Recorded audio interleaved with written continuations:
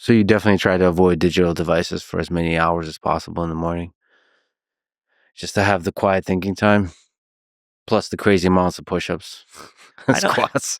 I know it's kind of counterintuitive because I founded one of the largest social networks in the world, after which I founded the second largest messaging app in the world. And you're supposed to be really connected.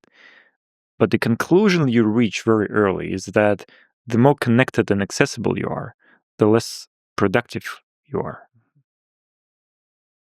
And then how can you run this thing if you're constantly bombarded by all kinds of information, most of which is irrelevant to the success of what you're trying to build?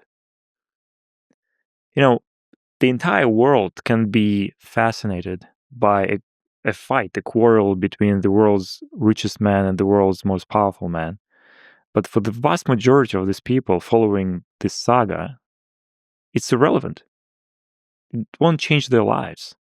And in any case, they can't affect it.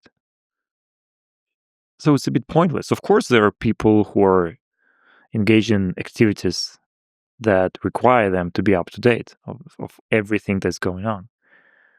But 99% of people aren't.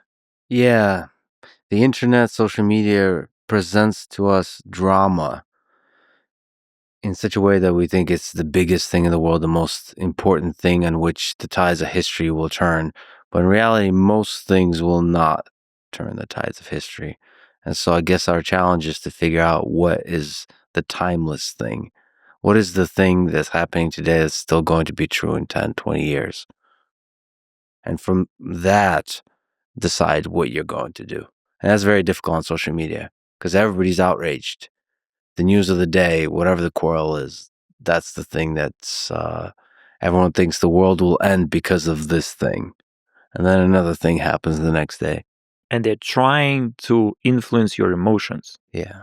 And that's how you get into trouble, because you can be forced to make conclusions that are not in your best interest.